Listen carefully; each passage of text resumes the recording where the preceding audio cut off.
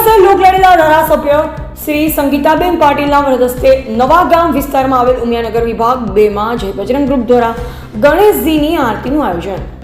નવાગામ વિસ્તારમાં આવેલ ઉમિયાનગર વિભાગ 2 માં જય બજરંગ ગ્રુપ દ્વારા આરતીનું આયોજન કરવામાં આવેલ, જેમાં લોકલાડીલા મહિલા ધારાસભ્ય શ્રી સંગીતાબેન પાટીલ હાજર રહ્યા અને જય બજરંગ ગ્રુપના પ્રમુખ શ્રી વિનોદભાઈ પારધી, જયેશ પારધી, શાંતારામ ખેરનાર, ઉમિયાનગર સોસાયટી પ્રમુખ શ્રી દિનેશ ચૌહાણ, અવિનાશ પારધી, રોહન સોનવને, રાહુલ આહિરે, તુષાર પવાર, ચેતન ચૌધરી, અજય પાટીલ, રાહુલ મહાજન, માનવ સોનવને, સ્વપ્નિલ પાટીલ, અશોક અલકારી, સુમિત પારધી અને વિકાસ પાટીલે સંપૂર્ણ કાર્યભાર સંભાળ્યો હતો।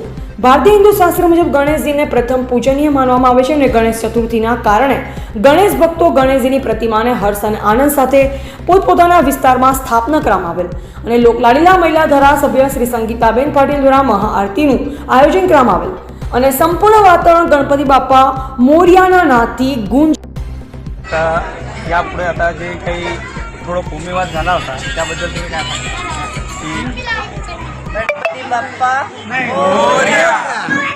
गणपती दादा होय અને ગણપતિ દાદાની 10 દિવસ સુધી લોકો પૂજા અર્ચના આરાધના કરે છે। આ ગણપતિ દાદા આપણા આરાધ્ય દેવ છે અને વિઘ્નહર્તા। આ વિઘ્નહર્તાને કોઈ દિવસ આવી કંઈ ઘટના બને કંઈ તાત્કાલિક નિવારણ સમસ્યાનું નિવારણ થતું હોય છે। આવી કંઈ આપણા સુરક્ષામાં ઘટના બની અને તરત નિરાકરણ પણ થઈ ગયું છે, પણ ગણપતિ દાદા પર બધાની શ્રદ્ધા હોય છે અને આ શ્રદ્ધા ખાતર આજે 10 દિવસ સુધી લોકો પૂરા ભારતભરમાં એમની સ્થાપના કરે છે, પૂજા અર્ચના કરે છે અને એક આપણા લોકમાન્ય તિલક હતા એ લોકમાન્ય તિલકે એ ઉદ્દેશ સાથે સ્થાપના કરી હતી કે લોકોના મન સાથે લોકોને એકબીજા સાથે જોડે, આ ભાવનાથી લોકો એકત્રિત થાય અને એમને ભારત પ્રત્યે આપણા દેશ પ્રત્યે લાગણી થાય એના માટે દરેક સોસાયટીમાં દરેક વિસ્તારમાં આ ગણપતિ દાદાની સ્થાપના કરે છે, ગણપતિ દાદાની અર્ચના કરે છે, દાદાની પ્રાર્થના કરે છે, બધાના દુઃખ હરણ કર્યો, બધાના ઘરમાં સુખ શાંતિ સમૃદ્ધિ વરસાવ્યો અને ગણપતિ બાપ્પા મહત્વ શું છે અને એ લોકોને શું પ્રેરણા આપે છે એના માટે આપણે અને બજરંગ ગ્રુપના જે પ્રમુખ છે વિનોદભાઈ પારધી, ઉપપ્રમુખ રાજાભાઈ પારધી, એમના તરફથી બી આપણે જાણી લઈએ। સાહેબ, આ ઉમિયાનગર 2 માં જે તમે ગણપતિની સ્થાપના કરી છે એ કેટલા વર્ષથી કરી છે?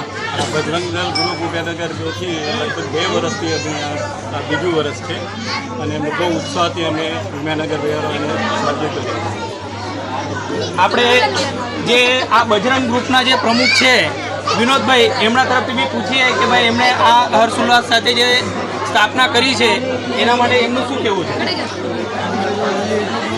બજરંગ ગ્રુપ તરફથી શ્રીજીની મૂર્તિ બેસાડવામાં આવી છે।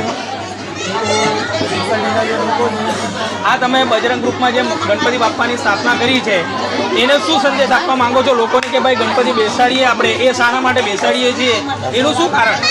લોકોને એક જ કહેવું છે મારે કે બધા લોકો એકજૂટ રહીને આગળ વધવા જોઈએ, શાંતિનો સંદેશ આપવો જોઈએ। તમે શું કહેવા માંગો છો? એમાં જ ગણપતિ બાપા શાંતિથી બધા રહેવું જોઈએ, બધા એકજૂટ રહેવું જોઈએ અને બધા ભગવાનના દર્શન કરવા આવવું જોઈએ, સારું રહે। બજરંગ ગ્રુપ દ્વારા બધાને શાંતિનો સંદેશ બી આપવામાં આવે છે, સંયમનો સંદેશ આપવામાં આવે છે, જે સારી એવી વાતો છે એ બધું કહેવા માંગે છે અને બજરંગ ગ્રુપ તરફથી અત્યાર સુધીમાં આ એમનું લગભગ માણવામાં આવે તો આ 22મું વર્ષ ગણવામાં આવે છે, પણ એ દર 5 વર્ષ પછી નવેસરથી સ્થાપના કરે છે અને હિન્દુ માન્યતા મુજબ બધું જ રીતે એ વ્યવસ્થિત અને શાંતિપૂર્ણ રીતે ગણપતિનું વિસર્જન યાત્રા પણ કાઢે છે। આ ગ્રુપમાં અત્યાર લગીમાં કોઈ જાતની કોઈ એ વસ્તુ થઈ નથી